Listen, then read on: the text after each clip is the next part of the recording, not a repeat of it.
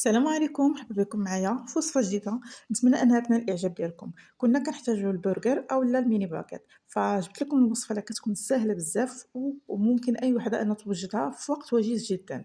غادي نحتاج كأس ديال الماء دافي، نصف كأس من الزيت النباتية، ممكن أنكم تضيفوا شوية زيت الزيتون كتعطي واحد النكهة رائعة.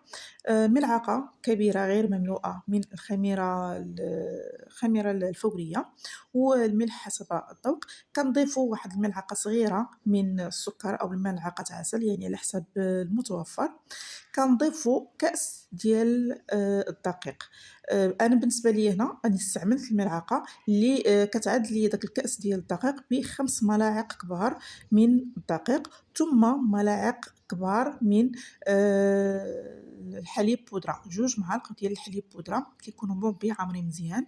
صافي كنخلّط هاد المكونات هادو مزيان مع بعضياتهم، كنمزجهم كلّهم يعني كتلاحظوا كندير كلشي دقة وحدة، كنمزجهم مزيان. من بعد غنضيف الخميرة الفورية، كنضيفها حتى هي أيضًا، أولا الخميرة ديال الحلويات عفوًا. ممكن تضيفوا فقط نصف ساشي، أنا كانت عندي هنا ديجا واحد الساشية كانت محلولة، ضفت غير النصف ديالها. ممكن تضيفوا وحدة كاملة تكون 7 غرام. ثم كنضيف واحد بياض بيضة، والصفار غادي نحتفظ به لأننا غادي نحتاجو باش غادي ندهنو هاد لي برجر ولي ميني باكيط. غادي نخلّط كلشي مع بعضياتو مزيان حتى يمتزجو مزيان مع بعضياتهم. ثم غادي ندير واحد البابي السلوفان ونغطي عليه ونخليه يختمر بيد ما كيتفاعل هادشي كلّه مع بعضياتو. ونرجع عاوتاني يعني من بعد تقريبًا واحد 10 ديال الدقايق إلا كان الجو ساخن مزيان. أما إلا ما كانش الجو سخون فبطبيعة الحال غتغطيوه وتخليوه مدة أطول من هاد الشي. ثم غادي نضيف مقدار كأس تاني، يعني الكأس الأول دوزته ودابا الكأس التاني حتى هو أيضًا 5 ديال المعالق كبار. كتلاحظوا أنني كندير غير بالمعلقة، هنا اللي بغا يعرف القياس بالمعالق فعندي 5 المعالق الأولين و5 المعالق التانيين، أي ما يعادل الكأس الأول ودابا الكأس التاني. غادي نخلّط مزيان.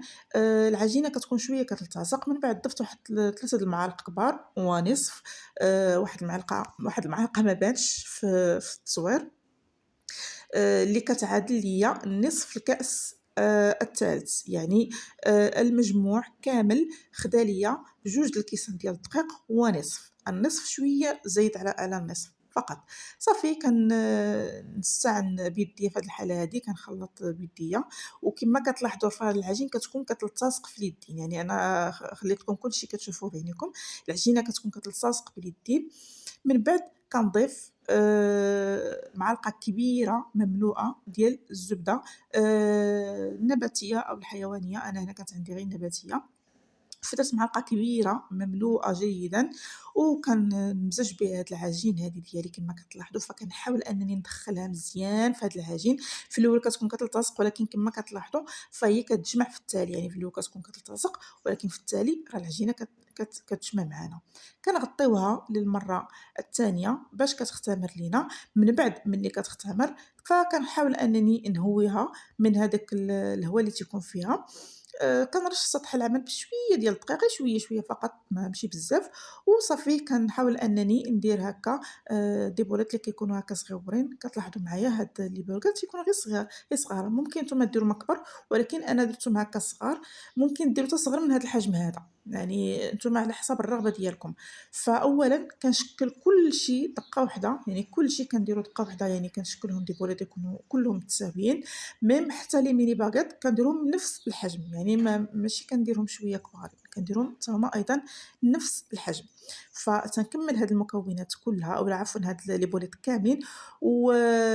في التالي كناخد هادوك اللي غادي نديرهم دي ميني باغيت، كن نقرصهم هكا على سطح العمل وكنبقى كنجمعهم. هنا التصوير ما بانش ليا مزيان ولكن غيبان غير واحد الجزء منه لأنه التصوير كانت تحبس ليا وأنا ما رديتش البال، فتنقرصها بهاد الطريقة هادي، يعني كتكون دائرية.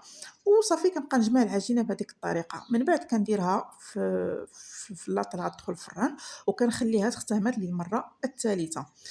من بعد كناخد هداك صفار البيض اللي كنت حتفظت به من قبل، وكندهن غير بشوية هكا من الفوق باش هاديك العجينة اللي كتكون خمرات ما كتفش معانا. وصافي كندهنهم هاكا. بالنسبة للتزيين كيبقى اختيار ليكم، يعني ممكن هادوك الmini باكيت تخليوهم هكاك simple أولا تشرطوهم بالموس، أولا أنكم ديروا هذا بذور بافون، أولا ديروا زنجلان بيض أولا زنجلان أحمر اللي بغيتو. أنا صراحة ما كانش متوفر عندي لا سانوج لا والو، فدرت كلشي بالزنجلان. كنت باغا نشرط هادوك الميني باكات مي ما شرطتهمش. هاد الكمية ديال العجين فراها عطاتني 16 الحبة، يعني عطاتني 8 د الحبات ديال البرغر و8 د الحبات ديال لي باكيط، يعني كمية ديال 2 كيسان ونصف كتعطيني 16 الحبة. والحجم كما كتلاحظوا ممكن تصغروه ممكن تكبروه على حسب الرغبه ديالكم. فدخلتهم على الفرن اللي كيكون مسخر من قبل من الفوق ومن التحت. انا كانت عندي الفرفاره في هذا الفرن هذا الكهربائي. صافي كيبقاو تقريبا ما كاملاش واحد 15 دقيقه كيتحمروا مزيان من الفوق ومن التحت، ممكن تحمرهم حتى اكثر وتيكون هذا هو الشكل.